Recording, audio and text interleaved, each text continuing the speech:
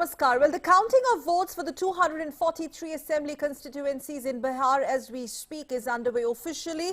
The closely fought election saw incumbent Nitish Kumar, the incumbent chief minister who is heading the JDU-BJP combine, taking on Tejasvi Yadav-led Mahagathbandhan, comprising RJD, Congress and left parties. And as per the current trends, the NDA has pulled ahead, so to speak, as far as the numbers are concerned.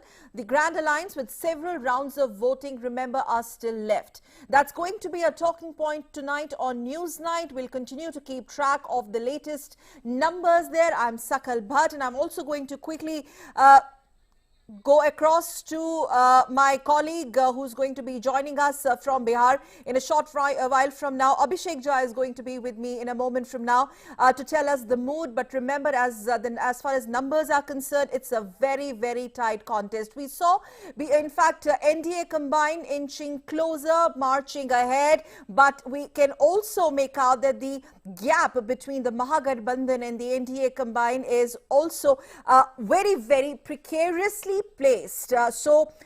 Remember, the NDA combine is still claiming that they are going to be the winners, and Tejasvi Yadav and company still feel that they are going to make it this time around. We will keep very, very close watch on the numbers, the trends that are trickling in from the Election Commission. But first up on Newsnight, here are the headlines. Counting underway for 243 seats of Bihar Legislative Assembly. Neck and neck fight between NDA and Mahagathbandhan. Counting of votes to continue till late tonight.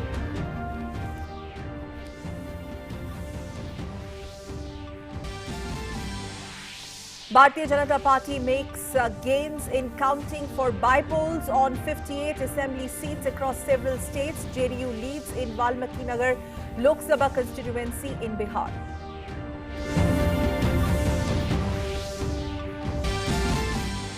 Prime Minister Narendra Modi says it is unfortunate that there are unnecessary attempts to bring bilateral issues in the SCO agenda, which violate SCO Charter and Shanghai spirit.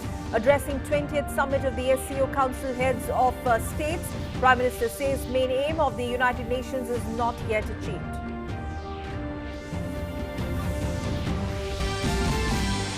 Ministry of Health says India has least number of cases per million in the world. Says active cases are less than 6%, while recovery rate is over 92%. Says 54% cases in last 24 hours have come from 6 states, including maximum from Delhi. Says there is a third wave in Delhi, and that is why more cases are coming. Indian markets shut shop at record levels. Sensex closes 680 points higher, 43,278, while Nifty closes 170 points up at 12,631. Wall Street too hits record high. European shares jump to an 8-month high. And US incumbent President Donald Trump fires Defense Secretary Mark Esper, announces Chris Miller as the acting Secretary of Defense. Miller is director of U.S. National Counter-Terrorism Center.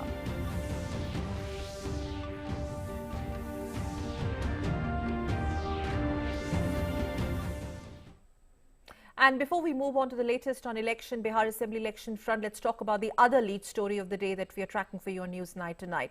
Prime Minister Narendra Modi handed a strong and very stern message from the Shanghai Cooperation Organization platform that all member nations should respect each other's territorial integrity. But without naming any specific countries in the SCO grouping, Prime Minister said, and I quote, "It is unfortunate that there are unnecessary attempts to bring bilateral issues in the SCO agenda, which is in violation of SCO Charter and Shanghai spirit," unquote. This was the first occasion, remember, where Prime Minister Modi had come face-to-face, though virtually, with Chinese President Xi Jinping since the border standoff between India and China began in eastern Ladakh in May early this month. Here's a detailed report.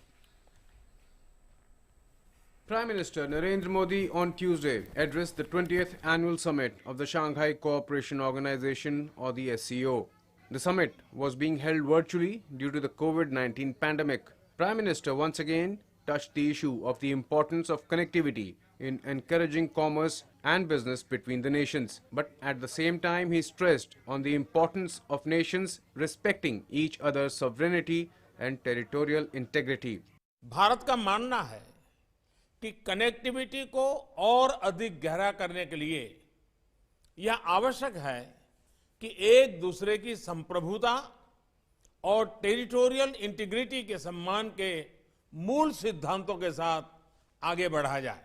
During his virtual speech, Prime Minister also pointed out the attempts being made to hinder with the SCO's agenda.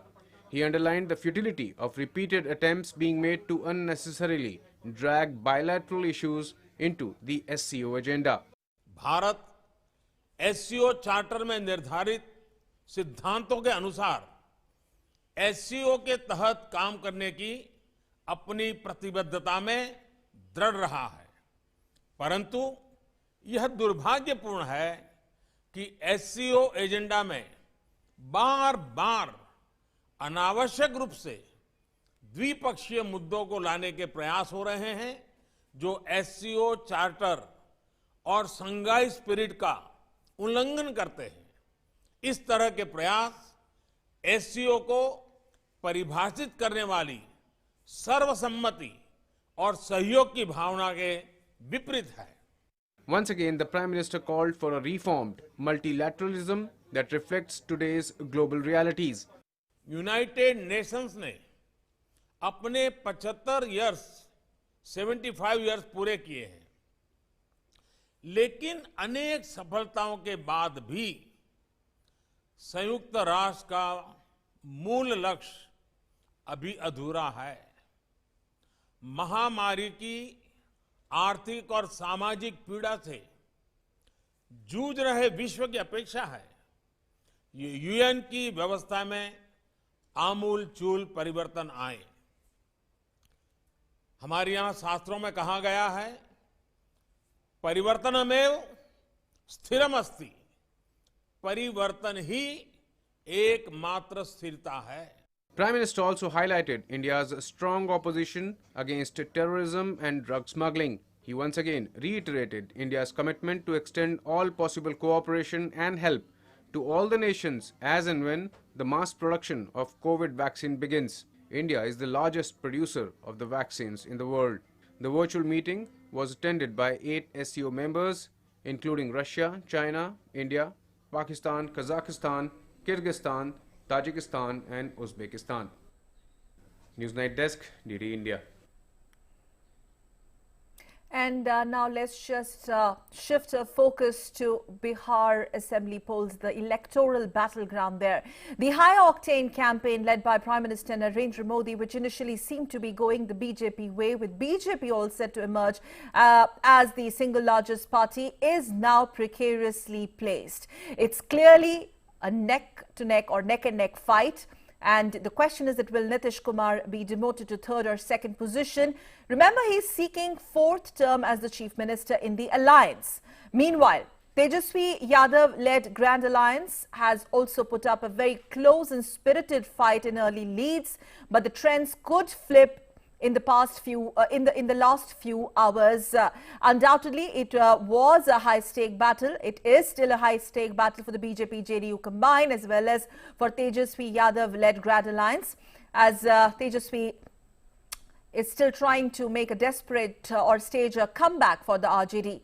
Initial trends during the day suggested, despite ruling the state for a decade and a half, Nitish Kumar's JDU leading in fewer seats as compared to the ally BJP. Now, of 243 seats, the JDU contested on 122 seats, BJP contested on 121 seats. Meanwhile, counting began at 8 this morning, with postal ballots being counted first. The EVMs were opened after half an hour. Elaborate security arrangements have been made, in fact, to ensure peaceful counting across the state. 55 counting centers have been set up in 38 districts of Bihar.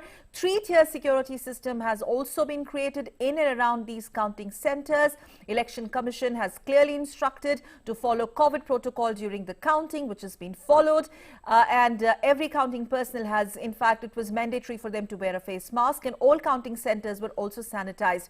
Social distancing to be maintained during the counting of the votes with clear instructions from EC.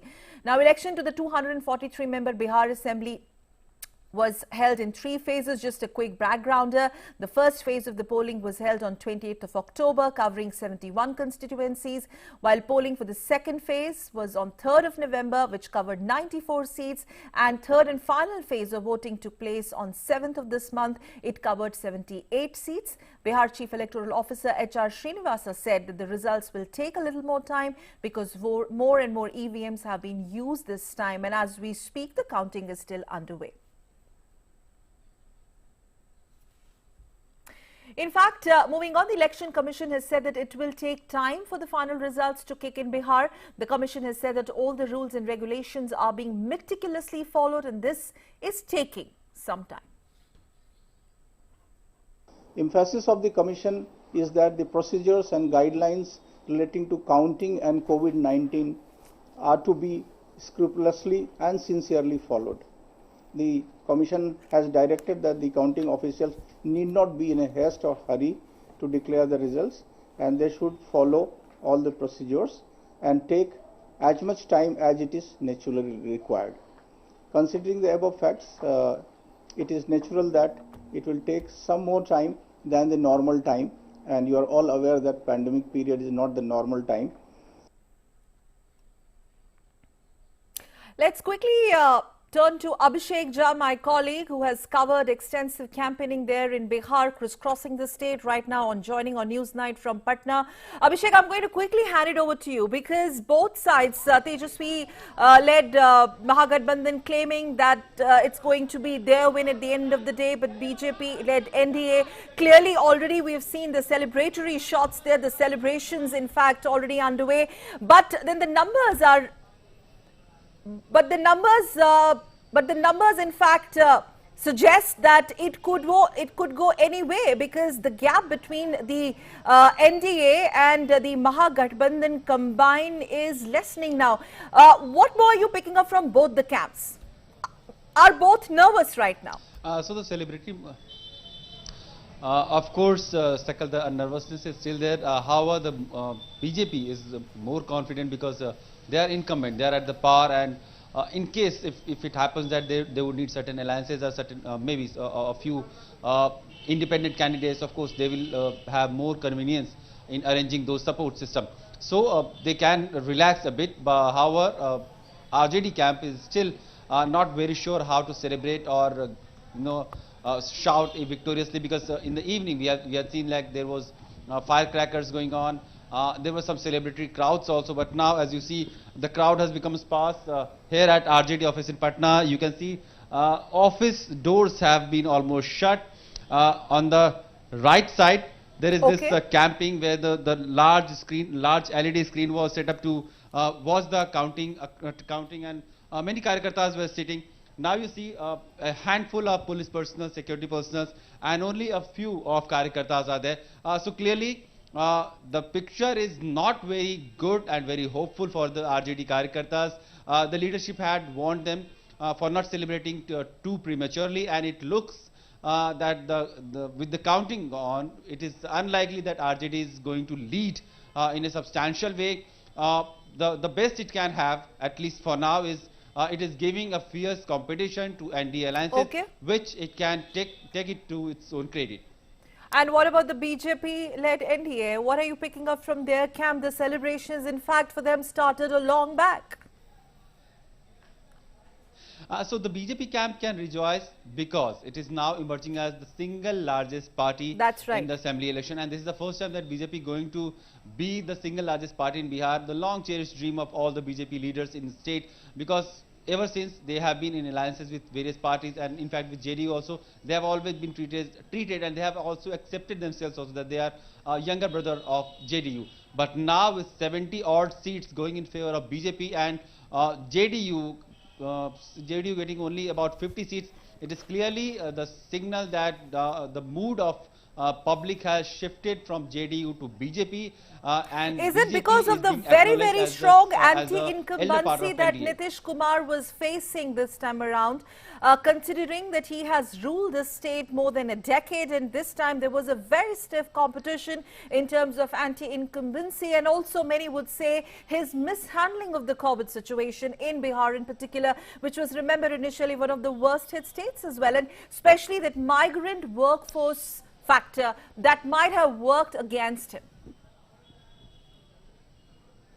Sakal, if I can count, like there could be 2-3 reasons for Nitish Kumar's poor performance. Of course, first is anti-incumbency factor. Like he has ruled for 10 years, 10 odd years, 3 times chief minister he's been. There has been ideological shifts in his approach also. So there is always an issue of credibility. How is he going to be formidably behind BJP, or will he ever change his way again? The second thing is that the COVID, as you said, COVID. Mishandling or not handling it properly, the situation, because a lot of a million odd migrant workforce came from around the country to Bihar state, and they were stopped at the borders, and even though they were allowed to go to their homes, they didn't have enough opportunity to earn. And in that crisis time, the central leadership centers schemes of sending grains to every family and every household, that came very handy for those people, and they were kind of indebted to central leadership. Other schemes that we talk about, the electricity, central is again one of the advantage that central leadership has ensured in Bihar, that every corner of Bihar is almost electrified now, and this is not electrified. The quality of electricity is also very good. We talk about highways. This is again a center's funding.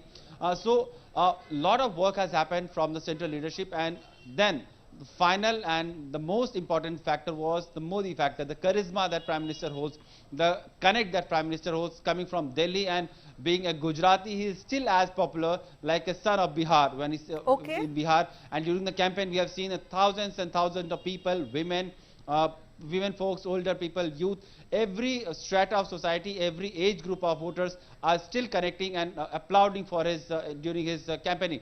So this is one of the factors that has worked in favor of BJP, while JDU had to face the anti-incumbency factor and the aging and multiple terms of chief ministership that Nitish Kumar has already enjoyed, and people were still curious, like what good or what unique has he to offer to Bihar. So maybe that has played a spoil sport for Nitish Kumar, while BJP has still a lot to rejoice with Narendra Modi's leadership, and so much of like becoming the number one party in the state is itself one of the achievement of the party. But that line from Nitish Kumar, all is well that ends well. Remember, you in fact have covered elections so closely there from ground, Abhishek, and you also hail from the state. The sense that you got this time around, you interacted with the electorate there, the issues, was it clearly a COVID-centric election, or it was actually the development card being the main plank today? Today, in these elections, Bihar has come forward and voted beyond and besides caste politics, but for development. Of course, Sakal, sadly, when we came here, we were a little scared with the kind of health protocols people were following in the state, and we have seen it in the visuals and photographs of campaigning rallies and shots of political campaign across the state. So the COVID pandemic and the crisis related with COVID pandemic was left far behind, and people were now preparing to vote, and the issues that emerged after COVID pandemic was the issues of youth, employment opportunity that Tejasvi Yadav tried to bring into the center, and he tried to mobilize the political campaigning, keeping in center the issues of youth, education, health infrastructure, development and employment opportunities. In fact, he was in a way successful, as other political parties also had to declare more job opportunities for youths if they are voted to power in their respective manifestos. So here it looked like a perception was created that Tejasvi Yadav is having a vision and he is connecting with the population and the voter class of the state.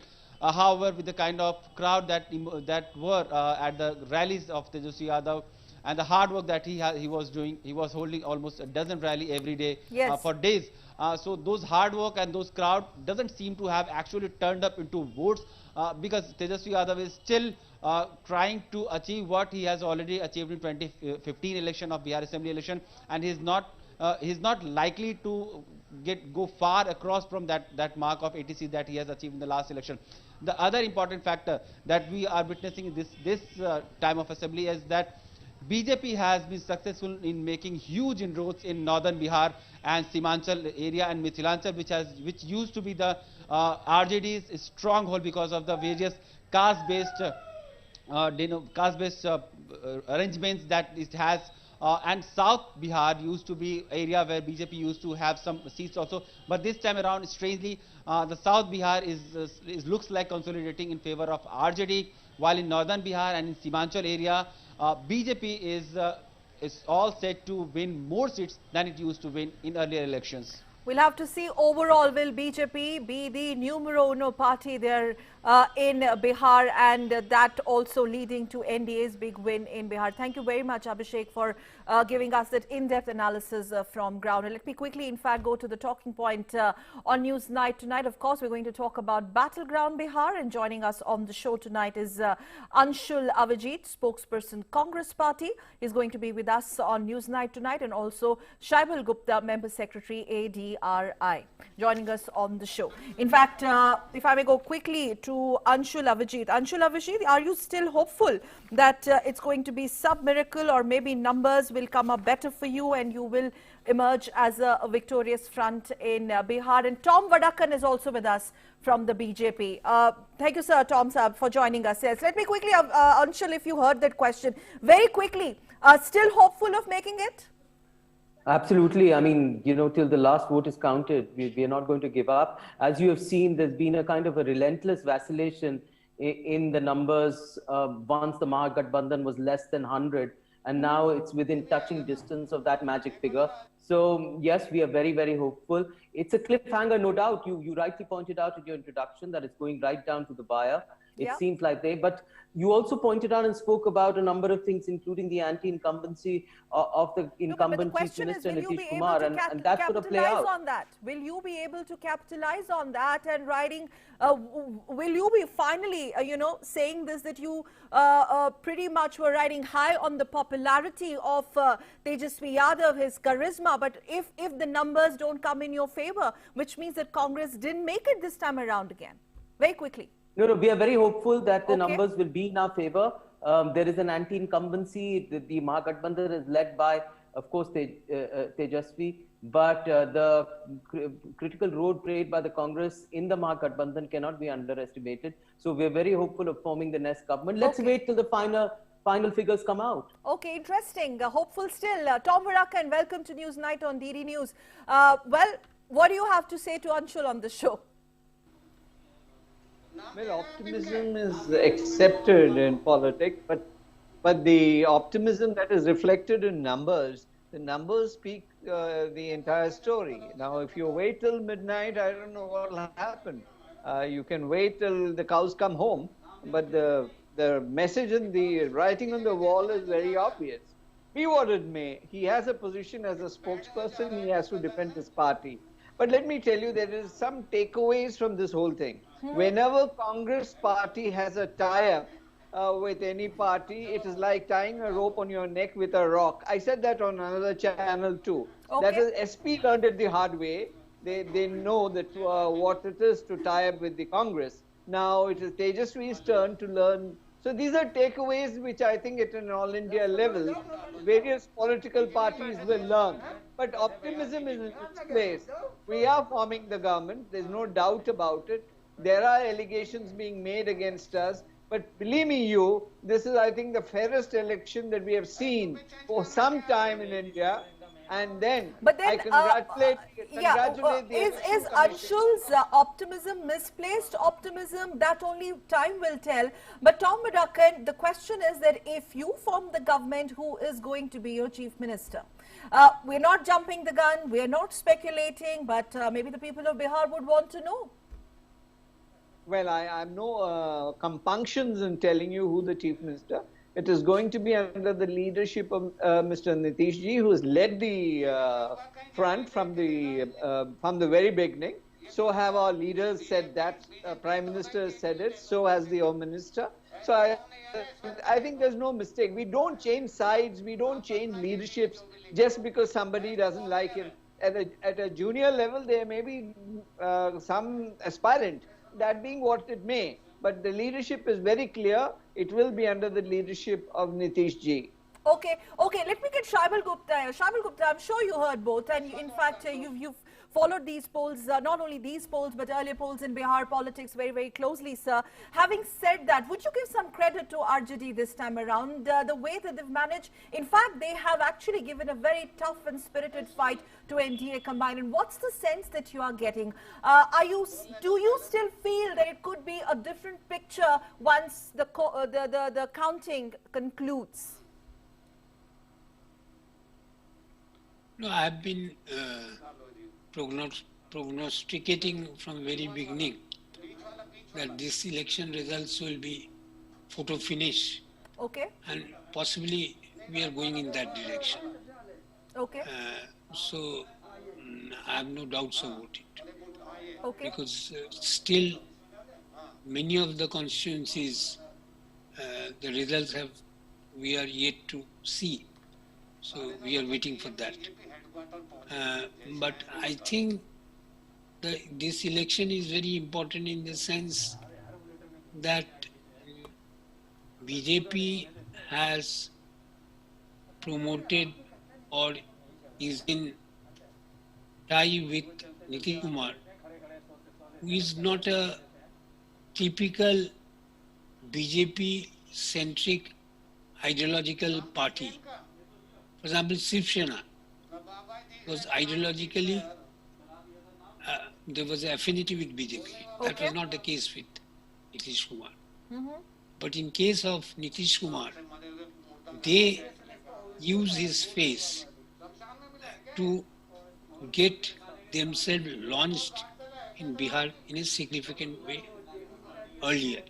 That is why they involve Nitish Kumar in this alliance. But wasn't this and a they are ploy? already committed. Wasn't this a strategy? Wasn't it a ploy? And wasn't this sort of arrangement or agreement or engagement agreeable by Nitish Kumar? Did he not wanted it also?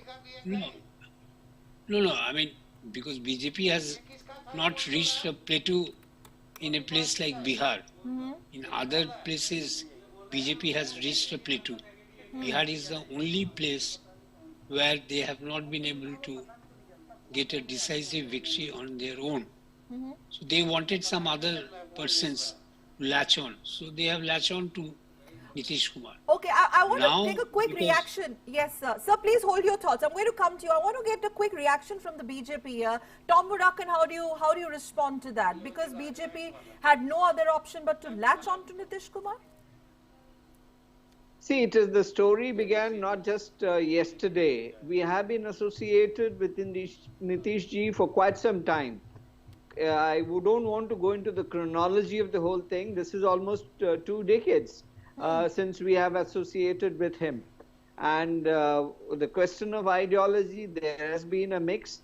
Now, if Congress can mix with Shiv Sena and they're running their government, I think we have a very close affinity with Nitish ji. He has his differences, opinions expressed, but that's democracy, isn't it? When you have differences, you talk about it and then you sort it out. It is not as if you hold anybody responsible for a view. He has played a very important role in leading the party and we are very proud of him. Okay. All right. Yes, Shaibal sir, please go ahead. I'm sure you heard that answer. Yeah, so, but here, the anti-incumbency possibly we could not have seen if LJP was not there. Okay.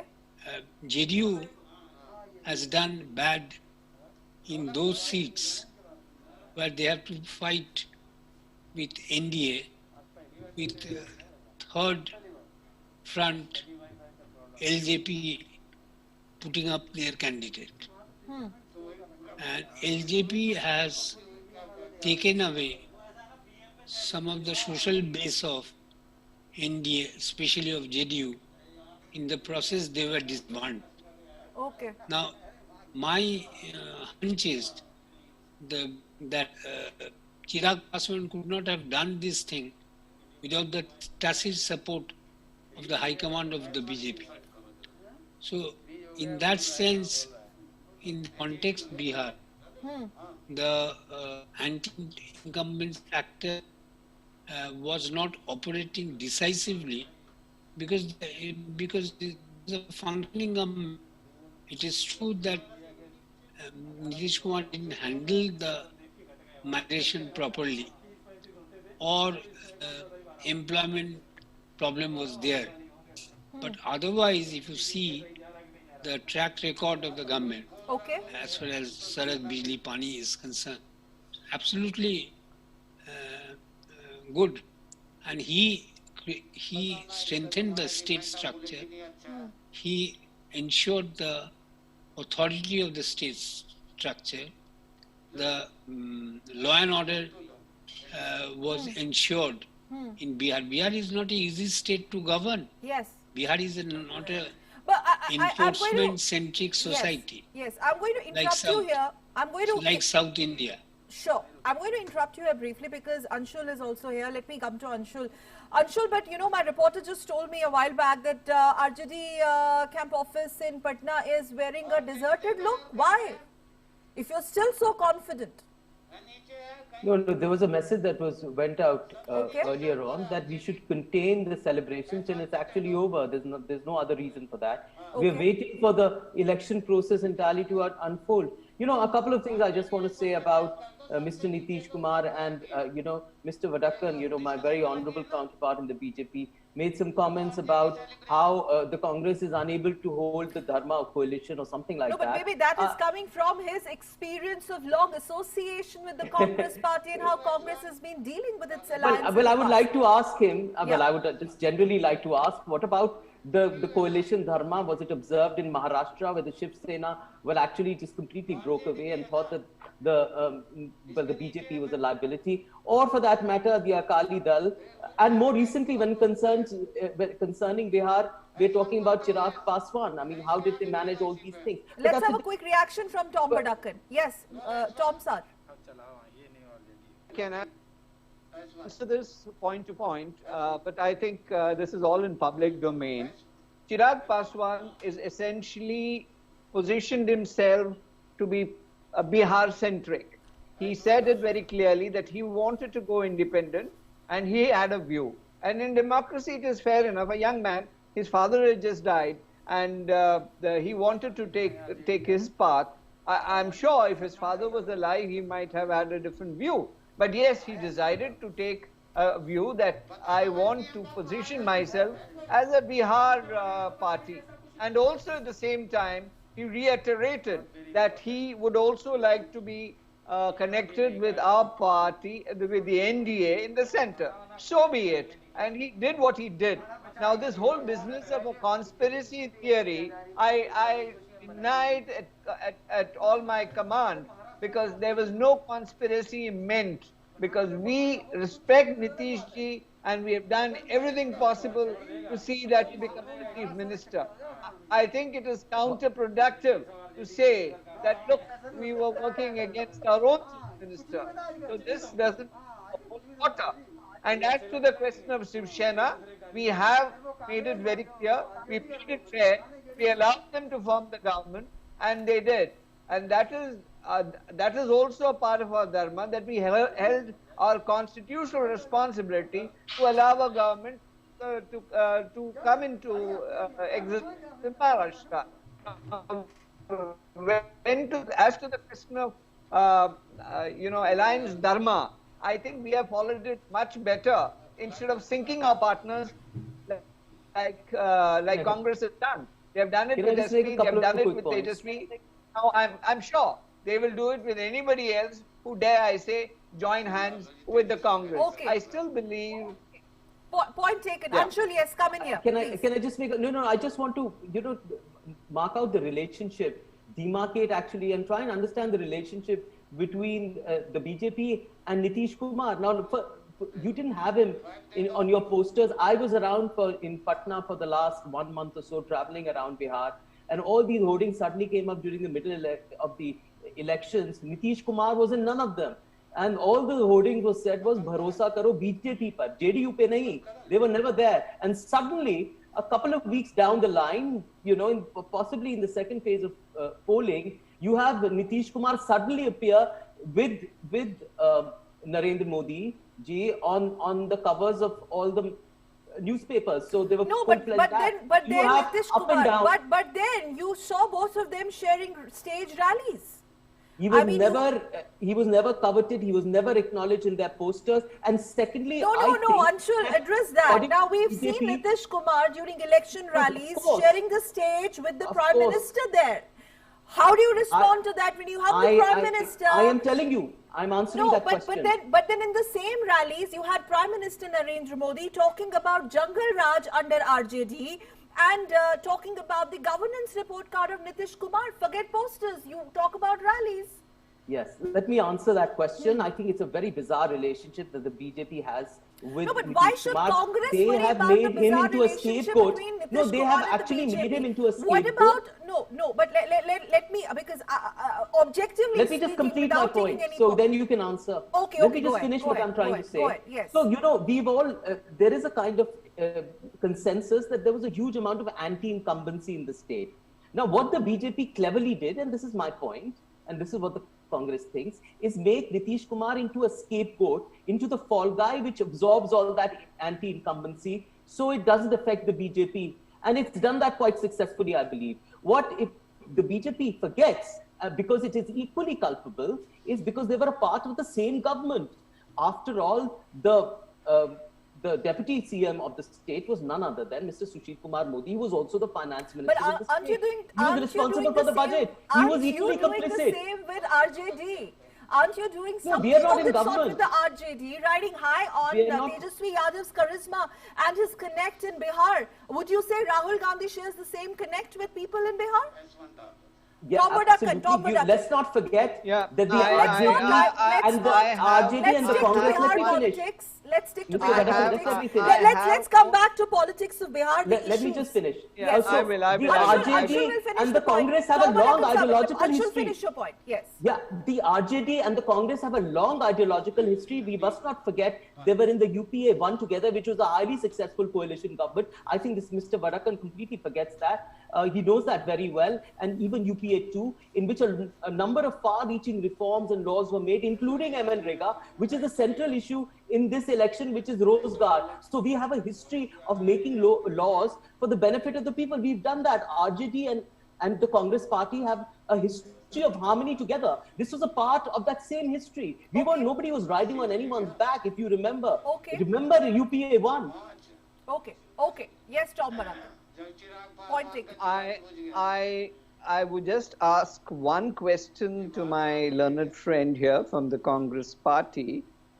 Why was Lalu Prasad ji and his wife, who also was the chief minister, missing in the posters? Is it that they were reminded of the Jungle Raj, that they avoided the great connections that he was saying that exist between the Congress party and Lalu Prasad? Suddenly? No, that wasn't the reason. I think Tejasvi Yadav answered that question, Mr. Vadakan, quite clearly. He said he's talking about the present, he's talking about the future, and also that last 15 years of Lalu's government, Lalu Prasad ji's government in Bihar was an era of social justice. What he's ushering in is an era of economic. Okay, well, let's try and reconnect with Anshul there. About the now, and therefore, since he represents the now, his picture was in all those posters. There's a clear explanation for that. Okay. Nothing to ponder about. There was no mystery about it. Okay, Anshul, as they say in Hindi, bahut gayi thodi rahi. We just have to wait a little bit more as the numbers really come up and we get a clear picture whether it's going the BJP way or the RJD way. But before I take final comments from the panelists, I want to come to Shabal, sir. Thank you very much, sir, for patiently waiting. Your final take. I'm not going to talk about the numbers, but your assessment. whatever party really comes victorious, what's your assessment of the issue of these Bihar elections this time around? It's been a very, very interesting elections, interestingly poised in terms of parties locking horns. But was this about COVID, or is this actually about the development in Bihar, or the lack of it for that matter if Nitish loses? I think we have already completed the first part of social development. Here the social justice policy has been implemented quite well by Lalu Prasad. Nitish Kumar brought the social justice constituency in the governance structure by ensuring that lower backwards get position in panchayat. Okay. Then women get position in panchayat. Then they get women get reservations in police and Bihar government jobs. He did reservations even in the law front. So judicial, 21% of the judicial officers will be from the backward section. Now, from Bihar has to transcend from social justice centric policy to economic development. Okay. Now, in the way Andhra Pradesh, Tamil Nadu and other states transcended from social justice, social movement to economic development. I would call that bottom-up capitalism is the most thing that needed. Okay, but as of now, NDA is still leading. NDA is still leading. Employment. Okay. We have to wrap it up here. Shaibal Gupta, we have to wrap it up here. But before that, Tom Mudakkan, 15 seconds, and Anshul. First, Anshul, 15 seconds. Last word, yes. Yes, well, I can say that, the results are still unfolding. We'll wait with the final results. We're still very optimistic. We're going to form a government in Bihar and realize the ambitions of the people. Tom Mudakkan? The numbers are clearly in our favor, and there will be a 128 according to your own report. And under the circumstances, I think the difference is growing. And if this continues to the night, well, NDA is leading on 76 and Gadbandhan on 66. Going to win. The numbers are there. Yeah. So that being the situation, I think Nitish ji is the next chief minister of Bihar. Okay. So and you we wish said him best. You said it. If all right, one second, Tom Mudakkan, you mean to say it's going to be Nitish Kumar again if you win? Absolutely. Okay. Absolutely. All right. That could be a headline. We'll have to see, but wait for the results finally. Thank you very much, Anshul Avajit from the Congress Party, Tom Mudakkan from the BJP, and Shaibal Gupta, Member Secretary, ADRI. Gentlemen, thank you very much for joining us on Newsnight. Now let's move on and talk about the counting of the votes of the by-polls, which were also held in 58 assembly constituencies across 11 states in the country. Votes are being counted for 28 assembly constituencies in Madhya Pradesh. The BJP government needs at least 8 more MLAs for a clear majority in the state assembly. The by-elections were held for 8 assembly seats in Gujarat. 7 seats were up for grabs in UP. 5 seats in Manipur, 2 each in Jharkhand, Karnataka and Odisha, and 1 each in Chhattisgarh, Haryana, Telangana and Nagaland. Out of total 58 assembly seats, BJP is leading in 36, while 10 seats are in Congress's favour. In Madhya Pradesh, there was a by-election for 28 seats. BJP has an edge in 19 seats, there out of which BJP has clinched 12 seats already. Shifting focus to Gujarat. In a clean sweep, the ruling BJP on Tuesday also clinched all the 8 assembly seats in Gujarat, where by-elections were held, dealing a blow to the opposition Congress, which had backed these constituencies way back in 2017. And now let's talk about the results in Uttar Pradesh. In the by-elections in 7 assembly seats in UP, BJP was leading in 6, out of which party has won 5 and 1 seat went in favor of Samajwadi Party. State Deputy Chief Minister Keshav Prasad Maurya has attributed the success of the BJP in these by-elections and Bihar Assembly elections to the development policies of the central government. Let's listen. And in the by-elections of the 5 assembly seats of Manipur, BJP led in 4, out of which BJP won 3. 1 seat went to the independent candidates' account. The BJP candidates has won both the seats in Karnataka. Well, now let's move on to the worsening situation as far as pollution in national capital is concerned. Delhi continues to reel under severe air pollution. AQI reaches record-breaking 735 this season. The Air Monitoring Agency system of air quality and weather forecasting and research maintains air quality is likely to improve to the higher end of the very poor by November 11 due to a change in transport level wind direction. We have this detailed report.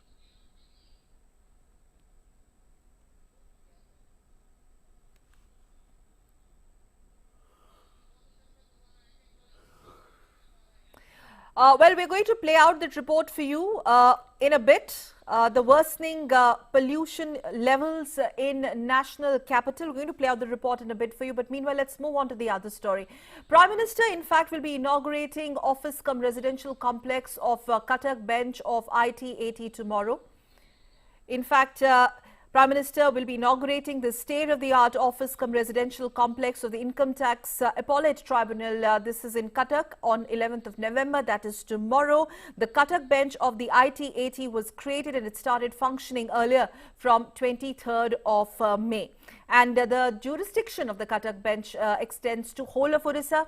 The newly built office cum residential complex of this IT-80 Cuttack is spread over an area of 1.60 acres of land. The total built-up area of the office complex runs into 1,938 square meters over 3 floors. And now it's time to give you a quick update on the COVID front. The numbers. In the fight against COVID-19, India has achieved number of significant milestones. Let's take a look at them. India has registered less than 40,000 daily new cases after 6 days. Number of daily new cases in the last 24 hours stand at 38,073. Active case load has shrunk to 5,05,265. Recovery rate has also, as a consequence, increased to 92.64%. Total recoveries as of today is over 79 lakh. This happens to be the highest number of recoveries in the world. Now, this apart, more than 11.96 crore tests conducted so far. On an average, this is 11.18 lakh tests conducted daily in the last week.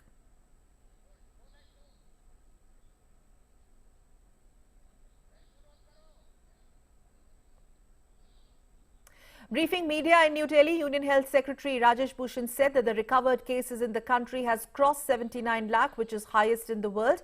He further informed that India still figures amongst the countries having lowest cases per million population.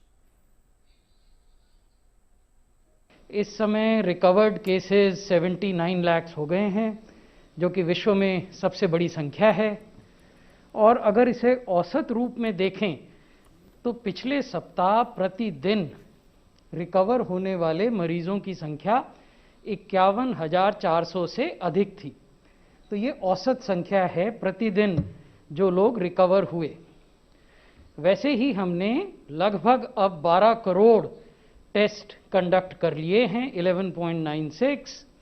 और पिछले सप्ताह जो test हुए, अगर उनका औसत देखें तो प्रतिदिन हमने 11,18,000 से ज़्यादा टेस्ट किए. The Chief of Defence Staff, General Vipin Rawat, has said India wants to share its military capabilities with friendly countries in the neighbourhood and the extended neighbourhood as well, so as to those countries who need its support. The Chief of Defence Staff was speaking at the inaugural session of the 5th annual conclave of the bharatshakti.in, which is a portal on defence and military issues. We have more in this report. Addressing the 5th Defence Attachés Conclave 2020, Chief of Defence Staff General Bipin Rawat called for greater participation in the indigenization of defence manufacturing by the private sector. And we've been, over the past years, largely dependent on export. But now the times are changing. We have decided to adopt the motto of Atmanirbhar Bharat, that is self-reliance, by developing technologies, supporting our own industry in-house within the country. Yet we are not hesitant on inviting foreign collaborators who can support our industry, handhold with them, and then move on. Air Chief Marshal R.K.S. Bhadoria said that in recent years, the Indian defence industry has made significant progress with advanced technology. He stressed that given the security needs of the country, self-reliance in defence sector is crucial. At the same time, Naval Chief Admiral Karambir Singh underlined the contribution of IT sector in strengthening the indigenous technology.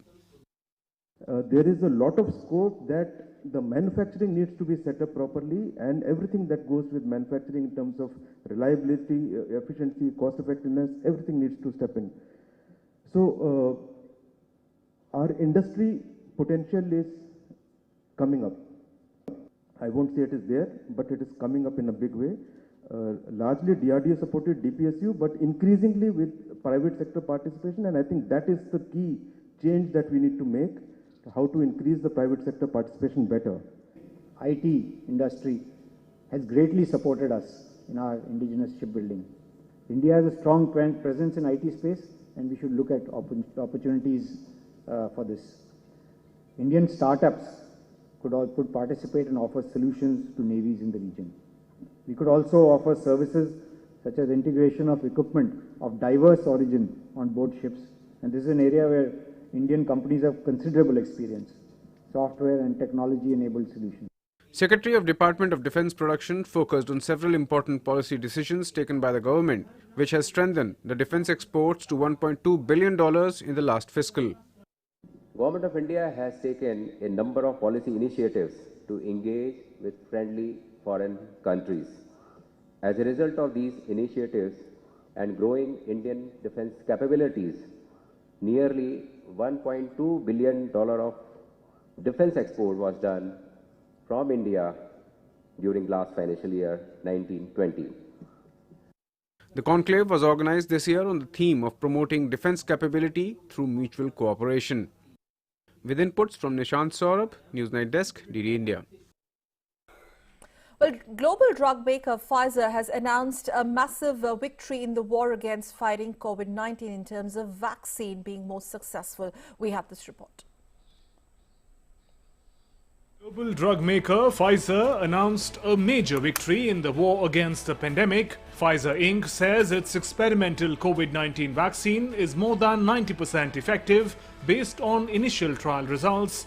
Experts welcomed the first successful interim data from the large-scale clinical tests as a watershed moment that showed vaccines could help halt the pandemic, but cautioned that many questions remain unanswered. We don't know really how well this vaccine works in older people. We'll have to see if there are enough data to tell us that.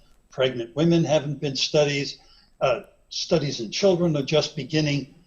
But long journeys, first steps, that's wonderful. It looks as though we're making progress. Meanwhile, addressing the opening of the virtual meeting of 73rd annual session of World Health Assembly in Geneva, WHO's Director General Tedros Adhanom Ghebreyesus noted WHO is working actively to develop 9 different strains of vaccine and has raised an extra $1.6 billion from governments and benefactors. He said the organization is working hard to ensure that billions of doses would be available on an equitable basis. A vaccine cannot address the global underinvestment in essential public health functions and resilient health systems, nor the urgent need for a One Health approach that encompasses the health of humans, animals, and the planet we share. There is no vaccine for poverty, hunger, climate change, or inequality. None of these challenges can be addressed in isolation. They're deeply intertwined. And so must be our response. Earlier, US President-elect Joe Biden implored Americans to wear protective masks to combat the coronavirus pandemic, appealing to their patriotism as he convened a task force to devise a blueprint for tackling public health crisis. I implore you, wear a mask. Do it for yourself. Do it for your neighbor. A mask is not a political statement, but it is a good way to start pulling the country together. I want to be very clear. The goal of mask wearing is not to make your life less comfortable. It's to take something away from you. It's to give something back to all of us, a normal life. The goal is to get back to normal as fast as possible. And masks are critical in doing that. The vaccine development buoyed the global markets as well. S&P 500 ended higher but closed just shy of a record as investors bet that a full economic reopening was finally in sight following the first positive data from a late-stage COVID-19 vaccine trial.